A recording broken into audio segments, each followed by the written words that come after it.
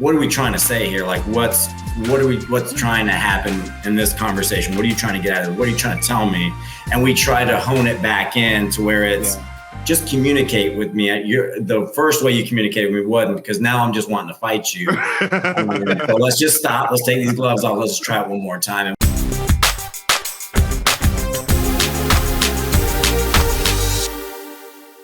What's going on, guys? Welcome to another edition of Dads on Purpose, the podcast. I'm your host, Josh Ashford, man. And as always, got the big homie KB, Mr. Kevin Brigance. How you doing, bro? What's up, baby? It's always good to be on Dads on Purpose podcast. Yo, I was watching Earn Your Leisure podcast, and they don't have, they got money. And they don't have a sound button, but he just held his phone up and was like, did the sound effect. So I think from now on, after I start, I'm gonna hold it like this and just play it. Because that's where we at, man. Yo, we got, my good friend, Mr. Alex Acosta. The leader of my church's marriage ministry. And listen, Alex, I've been wanting to do this episode for a couple weeks. But anyways, how you doing, bro? I'm doing good, man. I can't complain. I started my new job this week. Why'd you get a new job? I got a promotion, man. They gave me more responsibility. Are you traveling as much? No, man, not at all, actually. It's I'm running an inside team. I had 3 different products reporting to me. It's like 30 people. So, man, it's moving kind of on up. Not expected at all. So yeah, man, doing more in the automotive space. Congratulations! You got a promotion. Thank make you. More money, but we were just talking about buying bikes. You don't want to spend a couple extra $100. It doesn't change my mentality. Make sure your wife's handlebars don't fall off while she rides. I'm just saying. Oh my goodness. Anyways, but man, no, seriously, listen, I really want to have this conversation. I don't know where it's going, but you know what? Here's the thing. I just want to vent because and then we go see where this goes. Because so here's what happened. What happened was. So, you always know what happened was. Yeah. Listen, man, and so I got a friend, and I don't even know if she listened to the podcast, but if she do, I don't care. I'll cash app you $5. So listen, so I got a friend, right? Super great girl. She's dating this dude, and then they move in together, right? And so they're living together, and they were dating like a year. And then they broke up. And I was like, well, why I'm going to buy the cow? I'm getting the milk for free. Not to call her a cow, whatever. But you get the analogy. Yeah, I get it. Time goes by, blah, blah, blah, blah, blah, blah, blah. I'm on social media, which FYI, Alex is not on social media, so don't try to find him. I'm on social media. I see she's on a trip, and she's in Mexico. And she took a picture with him. I was like, oh. I said, so we back together? Because we're good friends, so we got that kind of relationship. She's like, yeah. I was like, oh, okay, that's good. She's like, you're the only one, that's had good things to say about this. And I was like, red flag number 1. But all your female friends are saying. But anyways, so cool. 2 months later, she posts something else, and she's like, oh, we just moved to such and such city. And I was like, we? And she's like, yeah, we're trying this again. And I was like, this time I'm like blunt. I'm like, why don't y'all just get married? And she was like kind of quiet for a minute. It's social media, so I see the dots. ... And so she hits me back. She's like, "Oh, we're just not ready." And I'm like, "What do you mean you're not ready?" She's like, "Well, we just want to, we're not ready to get there yet." And I was like, "But y'all living together and y'all doing the do together?" And she's like, we just have a lot of bad relationships around us. Like all of our friends have bad marriages. And I was like, so you're basing your happiness on their unhappiness. And she was like, yeah, you're right. She was like, this is just comfortable for us right now. And this is what makes us happy. And I was like, cool. And so I just left it at that. I was like, you're not trying to hear nothing. And so here's my question, because I want to set that whole situation up. That's the whole scenario. Yeah. This is not nothing, no advice for her, because she ain't going to listen to it anyways, clearly. But But here's my question. Like, how do you know you're ready to get married, or when's the right time to get married? Because so clearly, I don't want to say clearly because somebody gonna come from, you know what? Clearly they're not ready to get married. You feel me? Because I got time. Y'all can come to me in my DMs. I don't care. Whatever. I got time. Yeah. But like clearly they're not ready to get married because they don't understand the commitment that marriage is, or maybe they do, and that they're just I don't know. I don't know exactly what it is, but it's just like, yo, if you understand what living together is and the commitment that comes there, like, yo, you can get out. You know what I mean? But like, you guys want to date, you want to do everything that married people do, but you're not willing to take that, you know what I mean? In a sense, when you get married, it actually makes dealing with the problems easier if you understand what marriage is. Because you understand, like, yo, we in this for life. So I'm gonna have to look at your ugly self for forever. And I don't want to be mad in my own house. So now I'm gonna figure this out. Whereas, oh, well, you know what I'm saying? Well, she can just kick rocks then. So back to the question, like, when do you think people are ready to get married? And that's a big question. And we could chop it up. We could break it down, whatever. Go. Kev, you want to start, man? You want me to jump in? Well, you know, we always let the guests get the first shot. So hey, look, I love this topic because sometimes it's not just about the situation that's at hand. A lot of times it's just the foundation. So a lot of times it stems from, hey, what was your family life really like? My parents, unfortunately, divorced when they went through empty nesters. So when I went to college and graduated from college, that's when they decided to kind of go their own way. They found out along the road that they didn't get along. Now they're best friends. They live right down the street from each other. But my wife's parents, goodness gracious, man, they've been together 50 years coming up, right? And so a lot of times when I see, yeah, man, I think that's awesome. Now it hasn't been all, roses and cakes and all that good stuff. It's been rough patches through that 50 year. But I think, man, when you have people that are going through this thing and they're thinking, man, should we get married, or that fear of going into the marriage, a lot of it has to do with what they saw growing up and the fear of, because her parents are divorced. They've been divorced since she was 3. And I don't know if they've had a great relationship or not, but I know like they she's the only child. And so her parents still come to her house together to have dinner with her. Yep. I don't know what that situation is like, but I'm like, I get that aspect of it. But if marriage is something that's on your mind, maybe she's fearful. Maybe people are fearful. They see bad examples. She says she has bad examples around her. I told her, I was like, you need new friends. And she was like, you're absolutely right. And I'm like, your parents got a bad divorce. All your friends hate each other that are married. And I'm like, it sounds like, you know what I mean? Like, why would you get married? Right. Yeah. I think the influence of what we came from has to play a part in it.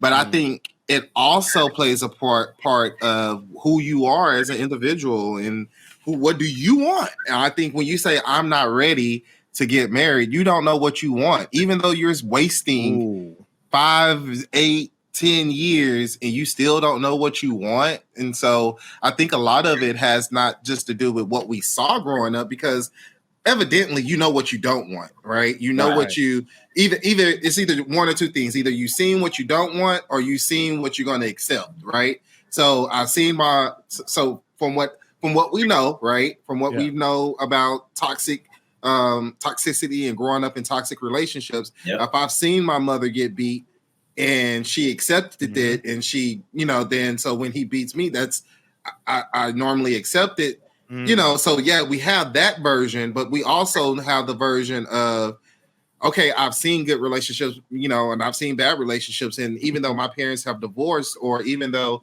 they have separated, I still have a good heart. I've still been loved, but I don't know what I want. I don't know how I want to be loved. I don't know how I want to be talked to. I don't know how I want to be treated. I don't know. And for me, when I got to the point where I was ready to propose and to be married, I knew what I wanted. Like when I met my wife, I said, yo, like you can ask her like on the first date.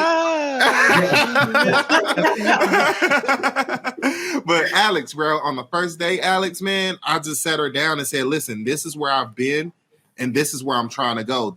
I don't want any drama. I don't want all of this. I just want to be loved. And I don't want to be the person that's always calling, that's always texting, that's always giving gifts. I need someone to love me as much as I love them. But that's me knowing what I needed. And I too am a victim of long-term relationships, right? So growing up, all of my relationships have been long-term, but at some point you should be able to look at what you should be able to look at what you've been through or what you're going through or where you've been and say, you know what? I don't want nobody who go cuss me out. I don't want nobody who go hit me. I don't want anybody, how do you want to be loved? And I think once you really understand how you want to be loved is when you really are ready to be in a marriage, because we talked about this, Josh. I don't know I can't read your mind. You got to be able to tell me what you want, right? And if you can't, I'm gonna flip it on you though. So I'm listening. Let's go. Go into the Bible and Romans. Oh Lord! I don't know scripture. Come on. I don't know scripture, so I'm a piece. I know you Google. Hold on. Let me go get my Bible. I don't know the exact scripture, but the premise of it is just like, everything I don't want to do is what I do. Yeah. You feel me? And it's just like, so going to that, it's just like, I know I don't want a bad relationship, but I keep having them. I know I don't want somebody, you know what I mean? And so it's just like, man, like what but that's to me, that's a personal issue. I love that statement in the Bible. I don't God, everything that I want to do. I don't care about to make a point, but Alex is over there fuming. I know, man, because I'm just like itching to jump in because Kevin, you're right, Kevin. It is a personal thing, but it's a cycle. So what my wife and I found out was, man, what he just said, what Josh just said was so right. We keep doing these things that we try to avoid, and we turn it. So me, man, through therapy. Couples therapy, I found out I have mommy issues. I didn't know this, right? My mom's strong woman, very strong woman, head of our household. She ran everything and nothing went down in that house if it didn't go through mom. And my whole life, I was like, gosh, man, this woman just irritates me. But I found myself attracted to women just like that. That were very dominant, very strong women. And so these things that helped mold me, but yet I saw them go through divorce. I felt like my mom wrecked our house. It scared me from relationships. It probably ruined my first marriage, to be very honest with you. And when I met my wife, man, it kind of clicked in therapy when, man, she was a lot like my mom, strong woman, very driven. I call her the seatbelt. I call her the seatbelt. Like nothing goes on in this house if my wife doesn't let it go on. It was a lot like but it wasn't until I discovered that and I found that, hold on, I'm repeating these habits. I need to deal with the root. And that's why I say a lot of it is the root problem. I had to deal with the root problem in order for my wife and I's relationship to kind of get to that next level. And that's when I knew. And she was kind of the same way, like right at that moment in therapy. And we cried like babies, both of us. And Josh knows this about me. This guy asked me straight up in the middle of an argument my wife and I were having in front of our therapist. And he goes, hey, Alex, how's your relationship with your mom? And I went, it's good, man. And I went back to arguing with my wife. I went, okay, why'd you ask me that? And he goes, well, how's your relationship with your mom? And I was like, I don't know, man. My mom, man, this guy was breaking me down like a bad math problem. And that's when it like came to light. I was like, oh my gosh, I have mommy issues. But those mommy issues, those roots, the mommy issues that I was having and watching what she did, and I felt like she ruined our family with the divorce she went through with my dad. I watched her go through 2 other marriages. I was at both of those. It was the effects it did, but I was suppressing them, was not allowing my wife and I's relationship to grow to where it needed to be. Yeah. So when I talk to people and they say, I'm scared to get married, I say, whoa, We need to deal with the root problem. Like, what were your examples? And sometimes it's the examples. Sometimes you surround yourself with that kind of chaotic life and you don't realize it, but I feel God throws those in your life for you to deal with it. He's trying to tell you like, hey, you got to deal with this. Here's another friend. You got to deal with it. This is just like, hey, you got to deal with this. And it's so funny how that works. But man, you have to surround yourself with positive relationships, and that way you can move forward. But you have to deal with those root problems. But Josh, Alex, what you said, bro, is dealing with yourself. And I think a lot of people want to go into marriages not dealing with themselves, and then they're like, okay, we need to work on us. And it's really like, you need to work on you. You know what I mean? Like, yeah, we need to work on us, but you really need to work on you first. And that's what I really love with what you said, Alex, was like, I recognize that I have mommy issues. Bro, they cutting the grass like, again, bro. Dishes, man. She's like slamming things around. I didn't hear it. I can hear it. I'm like, she's slamming dishes. Yeah. No, I don't want nobody to come for me on that one, because like I typically do the dishes, but she went to a work event tonight, and so I was taking care of the kids and I cooked, and so I ain't cleaned nothing up. I clean it up, but I ain't cleaned everything up yet. And so bro, my dish has been sitting on the counter since Sunday, bro. So get out of here. Alex, no. I want to go back to this, man. And because I've actually been interested in asking you and Josie about this.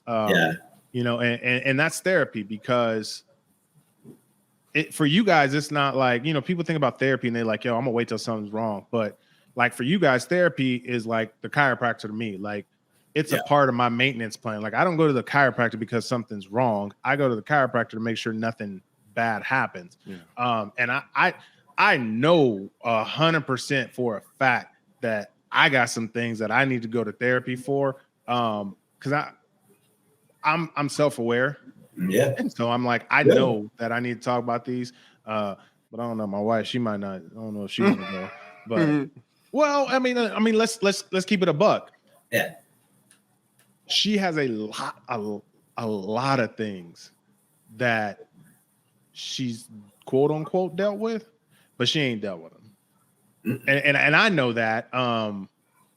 But I can't just be like, hey, shawty, you need to deal with your stuff. You know what I mean? But like I want to do this together, but I don't, you know, like I don't know how that works.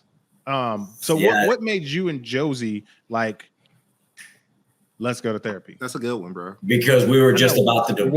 We were about to go our own ways. That's why. And you know, we have a 4 going on 5-year-old daughter, and we had just gotten to the point where, hey, we're 2 Hispanic people. We're very passionate, and we started getting very passionate. We got into heated fellowships.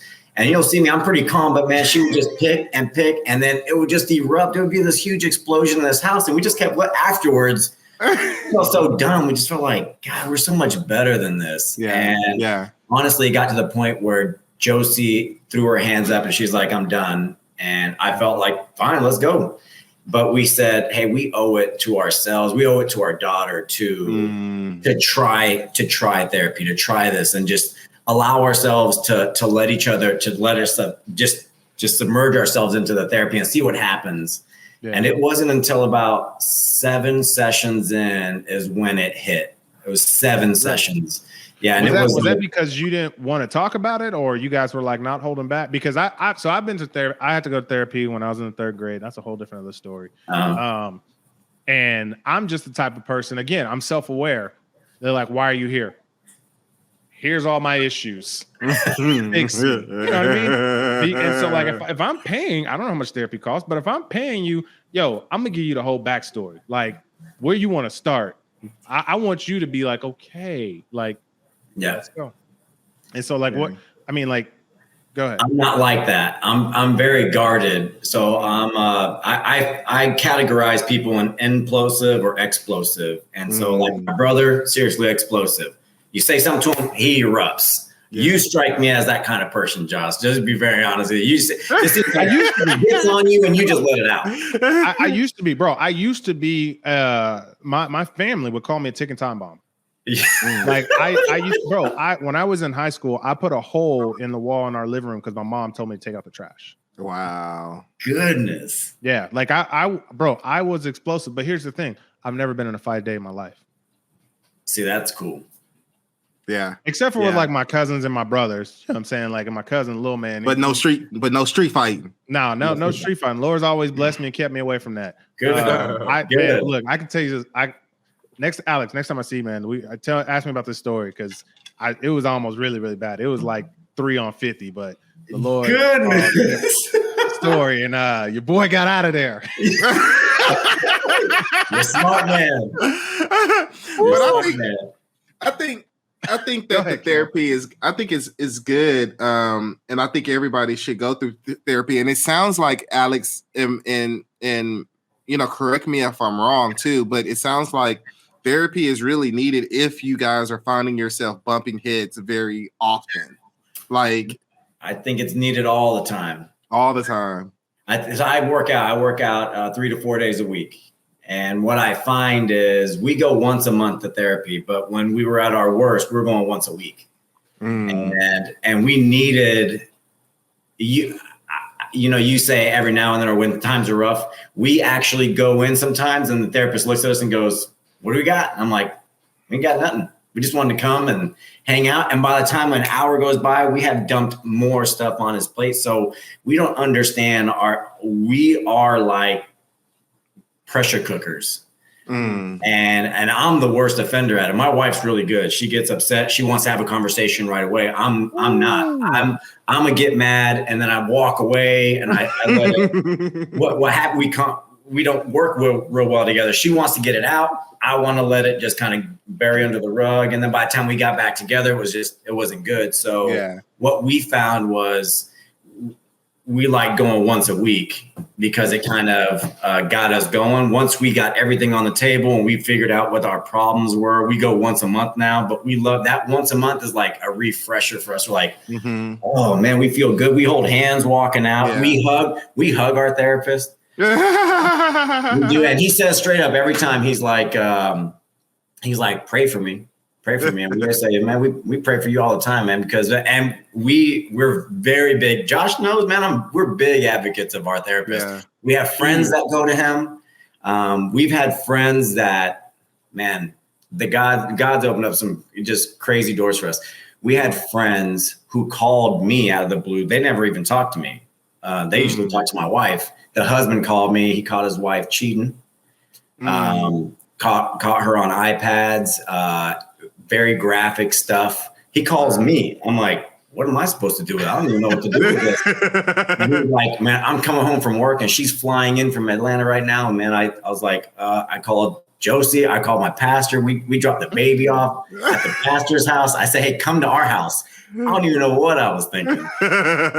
Now they go to therapy once a week with our therapist, and they're still together and they're still fighting the good fight, trying to work past their stuff. But man, we've seen therapy with a Christian-based therapist just do wonders for our own personal friends and seeing how their relationships have stuck together and they've been able to work past a lot of really, really tough conflicts. So yeah, we are huge advocates of it. Huge. Yeah. Go ahead, Kev. I really love it because I often talk to my young teen parents and even couples that I often get opportunity to minister to. I say, you know what, as couples, we never have real conversations. And I think therapy allows us to have real conversations. Why don't we have real conversations though? Because you don't want to be vulnerable and you don't want to be misunderstood and you don't want to be like, and I get it, because sometimes when I'm in having vulnerable conversations with my wife, sometimes I'm misunderstood, and I'm like, whoa, that's not what I meant, But Kev, that's also, we talked about that though. That's also different styles because like you guys like to write out your thoughts and think about it. You know what I mean? Like Kevin and his wife, they like to like text it, not necessarily text it, but write it out. So I can make sure I want to convey what I want to say and not be misunderstood. Me, I ain't got no problem telling you it's like what I'm thinking, because so for me, I would rather just get it out. And if it comes out the wrong way, fine, let's fix that.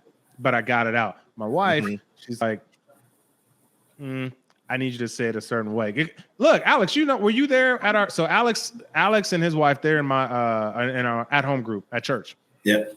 And so I don't know if you and Josie were there that day, but so Erica has she has this look on her face, and it doesn't mean the same thing every time.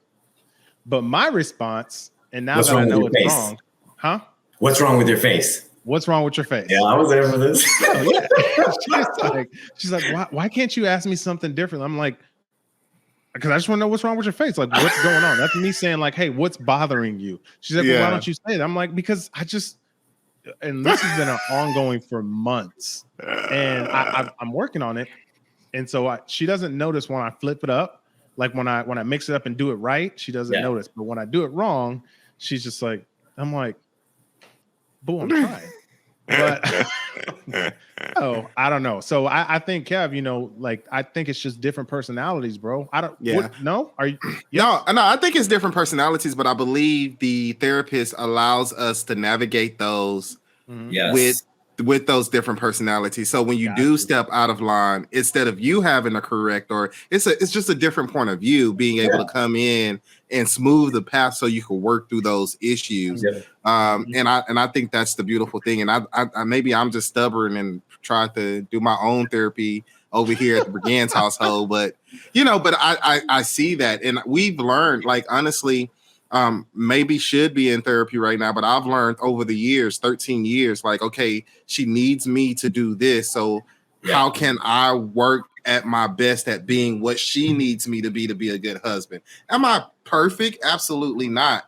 But I do my best at working towards those things, but also having brothers to talk to has been my therapy, right? So being able to talk to other husbands and reflect from other people's relationships has been able to, but I just believe that, we all need therapy. And I think even in 2021, everybody's coming from a toxic background. So we all need to have, some work. We all need to really put some work in. You got. Yeah. For me, I think the number one killer of relationships, whether that's marriage, friendships, whatever, boyfriend, girlfriend, whatever it is, it's communication. Communication is always that underlying thing. And it's how you communicate with Josh and Erica. It's more of, it ain't what you're saying to me, it's how you're saying it to me. Yeah, right? I get it. And then for my wife and I, we're the same. We are the same exact problem. Mine, it's her to me. I'm like, it ain't what you're saying. It's just how you're saying it to me. Because I hear my mama saying what you just said. Exactly. And then it always seems to boil down to communication. So when we feel ourselves, we're this good now. I mean, we're gotten pretty good. And we'll still go through like typical relationships where we disconnect, but reconnect, disconnect, reconnect, because every marriage does it. And we notice those gaps, and we'll say it to each other. We've disconnected. We'll try to do something to reconnect, and then we'll reconnect. But in the middle of an argument, when we feel it's starting to go a heated direction, and we have honestly started saying, hold on, let's stop. Oh, that's beautiful though. What are we trying to say here? Like, what's trying to happen in this conversation? What are you trying to get out of it? What are you trying to tell me? And we try to hone it back in to where it's just communicate with me. The first way you communicated with me wasn't, because now I'm just wanting to fight you. So let's just stop. Let's take these gloves off. Let's just try it one more time. And we've gotten really, really good at that piece of it. But it is not easy to get there. So it's not like something you could just pick up tomorrow. Therapy has really helped us understand that communication was our biggest hurdle we had in our relationship. How much therapy costs? Yep. Say it again. How much it costs? How much does ours? What's the investment? So so some insurances pick up therapy. So if you know that or not, you should call it. You should, if you have. This is truth. It's the truth. My therapist actually takes insurance. I've had a friend call and say, "Hey, he takes my insurance," and so you just pay your deductible, or your copay, whatever it is. And for me, we pay out of pocket because I'm not in his network, but he's so good. I pay the price. What's the price? We pay $130 a week. Well, we don't go a week. We go once a month now. So if I went every week, I'm paying $130. So yeah, if you don't have insurance, then yeah, it's probably $130 you're gonna pay. That's a daycare bill. Bro, it's a daycare bill, or you can go ahead and do what happens in divorce where you split everything. What they say? It's cheaper to keep her. It's cheaper to keep her. So, and when I look at a gym membership, I'm like, man, that's why I was just about to say that, bro. It's just like having a gym membership these days.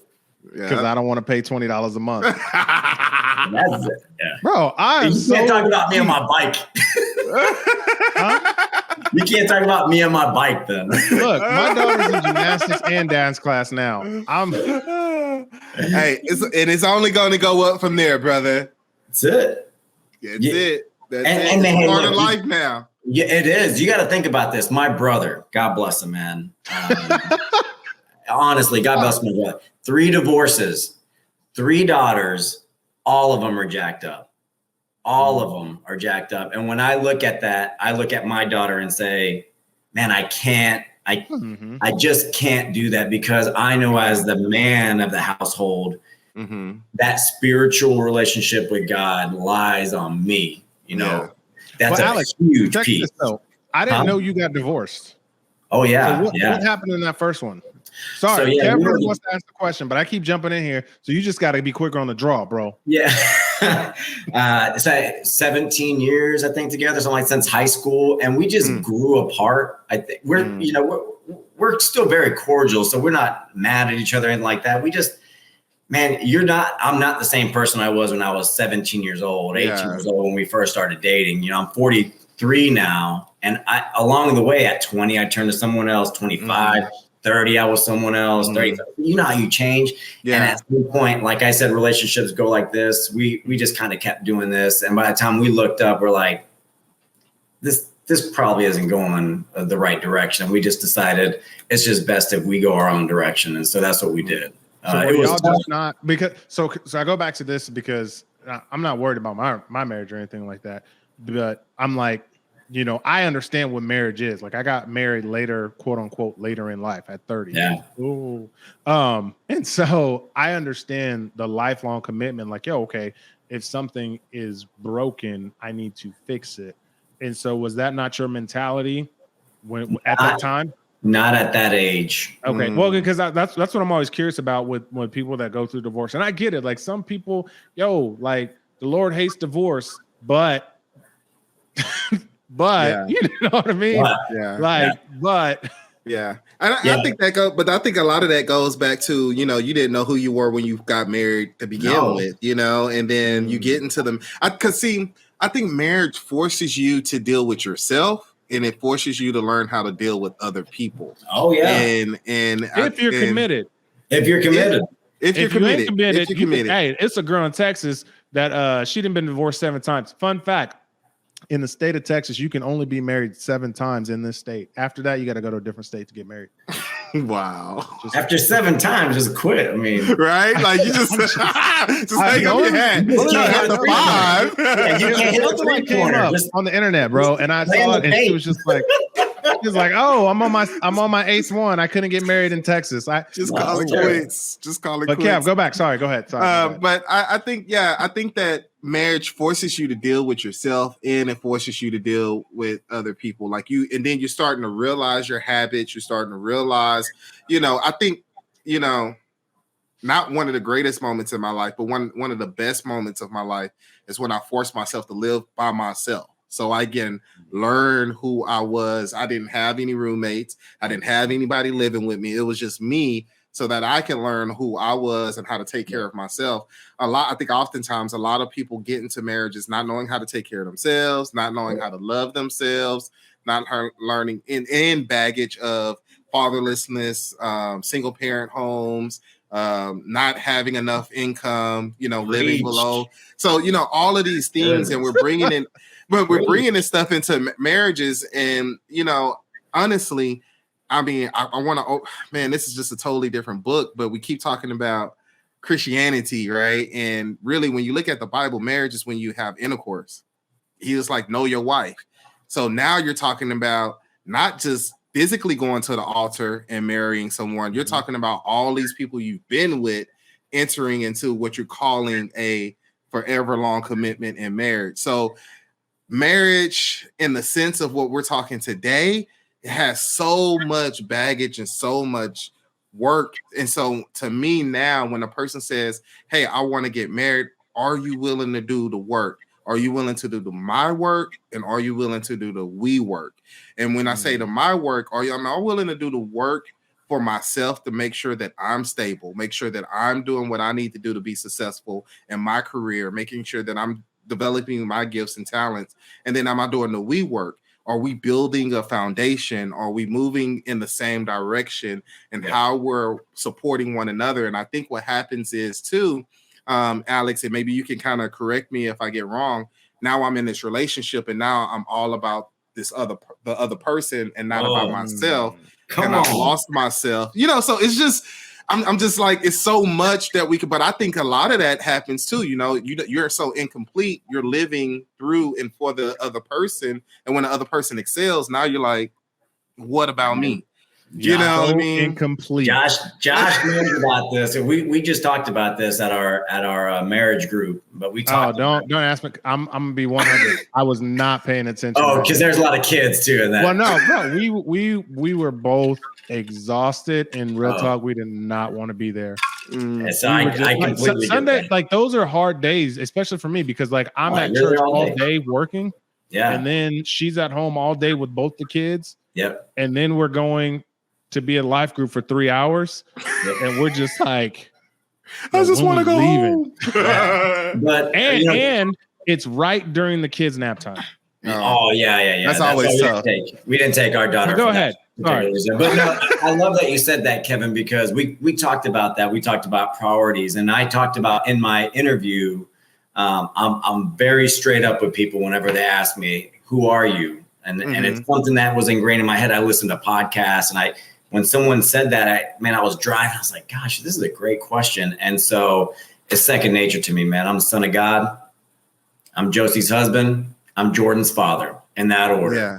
And I think that order can get really confusing sometimes. And so when I hear someone say, "Oh, I'm out with this guy. Oh, he may not want to get married yet," they've changed that order. That order they become the center of what they're trying to do, man. And that's not what God's asking you. God says, no, I'm the center. You build around me. And that's a solid foundation.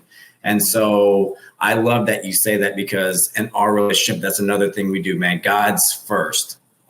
God's first for me, God's first for her, and then it's us.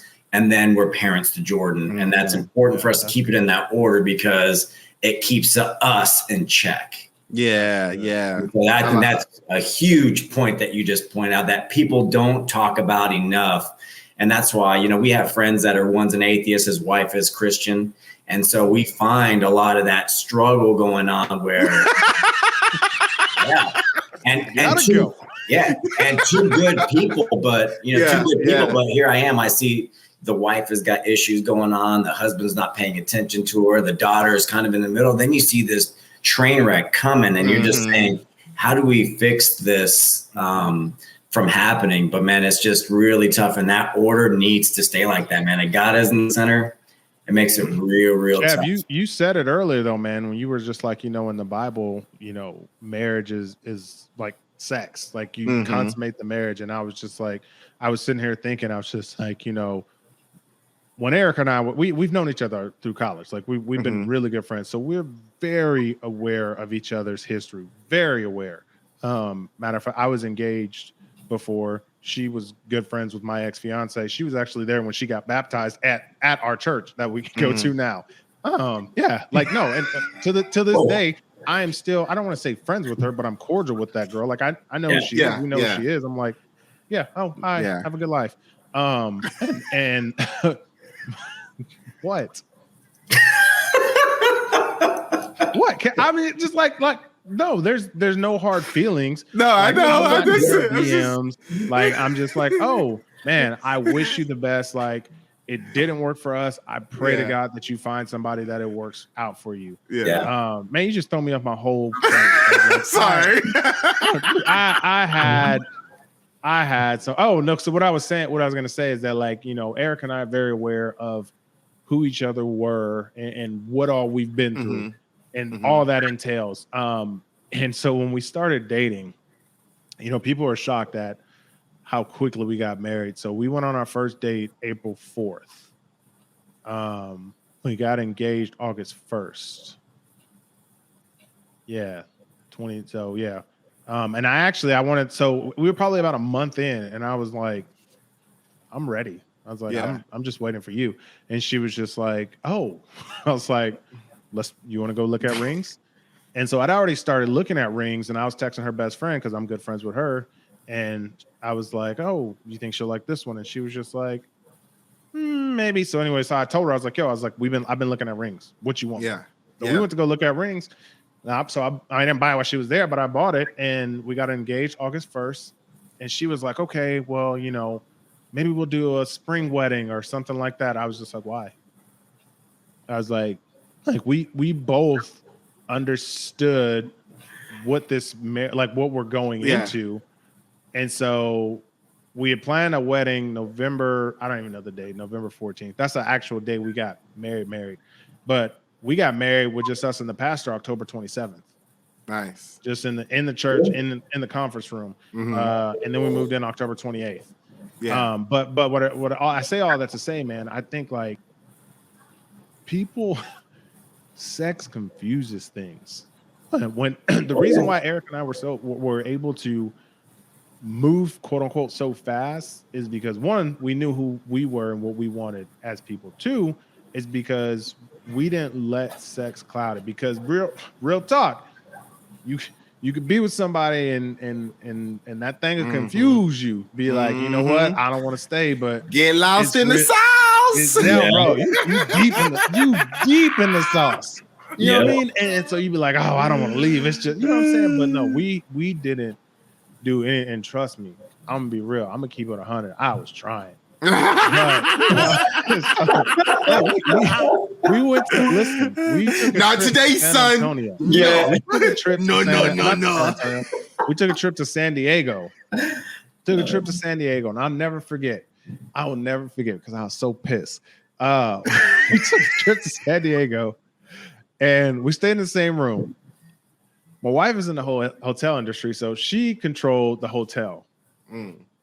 This beautiful woman of God, I don't know what else to call her. This got two beds.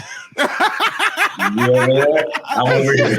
sleep in that bed. No, we sitting there, cuddling, watching TV, and she's like, "All right, I'm about to go to sleep. You should get in your bed now." And I'm like, "You ain't." What you mean?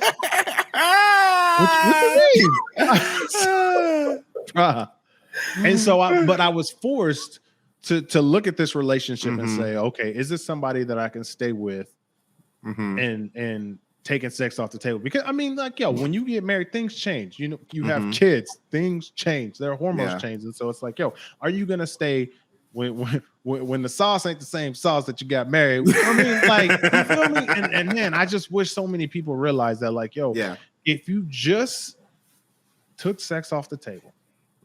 Not saying that it's not going to happen, but not in this moment in the relationship, man. I think we could put a lot of attorneys out of business with divorce fees. Agreed. That's all I have to say, man. Definitely, bro. Like, I just think it is. You're right, but it starts so early and so soon. It starts so early, as far as teaching our kids how to have proper relationships and how to navigate through these relationships and, not be so serious. And I think that's the biggest thing too, is we get into these dating or courting relationships, but are we dating or are we playing like we're married? Like, are we, you know what I mean? So what's the difference? If the intent of dating is to get married, what's the difference? Like, I believe, obviously, I get what the difference is, and this is a whole different rabbit hole, and I'm about to shut us down because we've been on this joint. But this look, Alex, but it's right though. Like, are we courting or are we married? Because, and when I say that is like, if I'm courting you, if I'm dating you, there's certain things that I don't have to do for you, or there's certain that I don't have to be open and available to you all the time. Does that make sense? Why not though? Because if the intent is to be married, like you need to become the person that you know, they always like, oh, I'm trying to find me I'm trying to find a good man. I'm trying to forget a man, but you need to become that person for him. Not for him, but in general. Like you need to be a person that understands how to communicate. No? I could communicate with you, but not having to talk to you, you know, when I say being available, I mean like I ain't gotta be available for you 100%. Does it make sense? Like I still need to develop me. I still need to be focused on me. I still need to be, and I'm not saying I won't answer. Do that and be married because Alex. But that's not what we're doing. But that's not what we're doing. That he is now. What do you think? I don't think that's what we're doing. I think what we're doing is consuming one another so much so quickly that we're not given the space to develop that. You're saying like why marriages are failed now is because they're rushing in. That's what you're saying, right? Yeah. Yeah, they're not. I agree with that. I agree that people aren't prepared for what they see marriage on TV these days. They see a 30-minute sitcom. They see a YouTube video of 5 minutes and they'll move on to the next thing. You know, this generation of kid that's coming up is going to have in my own personal opinion, a tough go at relationships because what they've seen on TV, it's easy to get in and get out of a relationship. Mm-hmm. When you see Pamela Anderson, someone on TV, in and out of relationships. J-Lo can't keep a relationship. No, she got out of one and then I didn't even do a different dude the next week and got a necklace. Yeah, exactly. I was like, wait, what happened to A-Rod? I just heard it. I was like, dude. Yeah, the Kardashians have ruined more NBA lives than they've helped. Rappers have completely fallen off the net and so like these kids see these things and they're so enamored with the glitz and the glam and the flashy cars and if I don't like this one, I just jump to the next one. And that's not reality, man. Reality is who's my ride or die? Who's going to stick through the thick and thin? Who's not just going to bail out? And I think this fast-paced generation is going to have a tough go. So, man, I think divorce attorneys are going to make a lot of money. Anyone that's in that field right now, like, hey, just hang on because you're going to make some money. Because I feel like there isn't a long-term commitment in kids these days. You know how long a successful marriage and they consider what they consider a successful marriage in Hollywood? 5 years. I would say less than that. 2 years, I'd probably say. I mean, I don't know the real answer. I'm just asking. You threw it out there like you knew the answer. I really do. It's 10 years. Like 10 years and they consider it like an overwhelming success. Yeah. Wow. That's crazy. And then you see people like Goldie Hawn and Kurt Russell. Mm-hmm. Boyfriend and girlfriend, been together for like 30 years. Mm-hmm. Oprah and Stedman. Yeah. Oprah, like so you look at these other dynamics and it's just like this confusing thing. Like, so what do you, so before we go, Alex, what do you say? What do you say on that? Like, seriously, because see, now you're having, especially when you're talking about Christianity, right? And we're talking about our brothers and sisters and we're like, hey, being married is a good thing. You know, it's something that we cherish. The Bible calls us to it, but they see so many of these examples that are broken examples. Like, what do we say towards that? I don't have to get married. We could just live together forever. Like, you know, what are we saying towards that? Or what are your thoughts towards that? Man, I'd love to grab a kid and shake a kid and go, it isn't reality. Like, that is edited. I wish they were in the editing room to see what people do to make things look a certain way. Like, I think in school, you shouldn't teach Spanish anymore. One class should be in straight editing. Hey, this is what happens in an editing room. So that way they can start piecing that puzzle together because, man, they just don't believe you. You can say, hey, it's just like, no, that's what it is. That's how the world works. It's all quick. It's 30 minutes. It isn't that. You know what's real life? Real life is having a kid, knowing you have a responsibility to raise that kid together with your wife and knowing that kid is watching every step you're taking with your wife, everything you're doing because you're molding that relationship that she's going to get into. Because I know that I want, and my wife says it all the time, we want her to find either a man like me or a woman like her, because she's gonna fit into one of our molds. She's gonna I'm just like my dad, or I'm just like my mom. Yeah. And she's going to find that polar opposite, and she has to make it work. So we have to set really good groundwork in order for our daughter to make sure that she's set in the future. That makes sense. I'm laughing because these kids watch everything. They watch everything, man. You can't say a cuss word. You say one cuss word, they'll say it 30 times. Look, I slap Erica's butt. You do? Jocelyn comes up. She starts slapping it, and she slaps hard. Like I feel. Hey, my daughter and I do dance battles. Josie just found out we do this. She gets out of the shower, I dry her off, and then she'll put on a song on Alexa, is what she calls it. So on Alexa, and then she'll start dancing, and then she points at me, and I'm like, "She's gonna do my dances." She does my dances and laughs at me. I'm like, "Oh my god, this kid's like a nice. Man doing my dances." So nice. So they do, man. They watch everything. Everything, man. They're watching everything. Oh yeah. Alex, let's get out of here, man. What's something that you want to like parting words that you want to leave the people with? Because you know what I'm saying, like we got listeners all over the world, and by listeners I mean like we have like 2 or 3 internationally. Good. And so they all over the world though. Look, we got Italy, I think England. Anyways, Canada's international, so we got like 2 there, but whatever. It is what it is. We running it up, quote unquote. Alex. So I guess if I could leave with one thought, if you're a father, heck, if you're a mother watching this thing, I just always think of like, and I hate doing this, but I pulled it up on purpose. I was like, I got to remember what scripture that is. So Proverbs 22, verse 6, man. And it says, train up a child in a way he should go. Even when he is old, he will not depart from it. We as parents, moms, dads, we have got to lay a solid foundation for kids, because the future is really tough for this next generation because of this fast-paced day and age that they have. And if we aren't laying the groundwork of what this is all about, and it's all about, you know, the center of every relationship needs to be God. And if that ain't the case, it's going to be tough sledding. So it's on us parents, as fathers, mothers, to do the right things and lay that foundation. And so that's what I leave you guys with. KB, what you got, bro? Yo. Ow. Listen, while you're training up the child the way that they should go, you need to do the work. You need to do the work. Do the work on yourself and do the work on the marriage. Yes. Like, don't just give up. Like you're with that person because of something. There was something that drew you to that person. So do the work. Like, figure out, is it the person or is it you? And then if it's you, do the work. If it's the person, do the marriage work. Do the marriage counseling work. But do the work. I think we need to stop giving up on ourselves and giving up on our relationships. And we need to get out there and do the work. Yep. Yo, you know what work I think people need to do?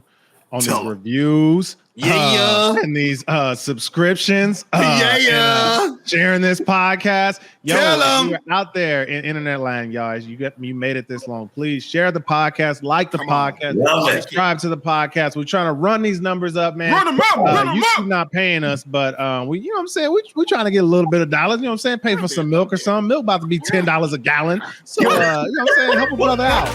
But we need some eggs. Yo, we love you guys. Be great. Until next week, we'll see y'all then. Take care. Peace.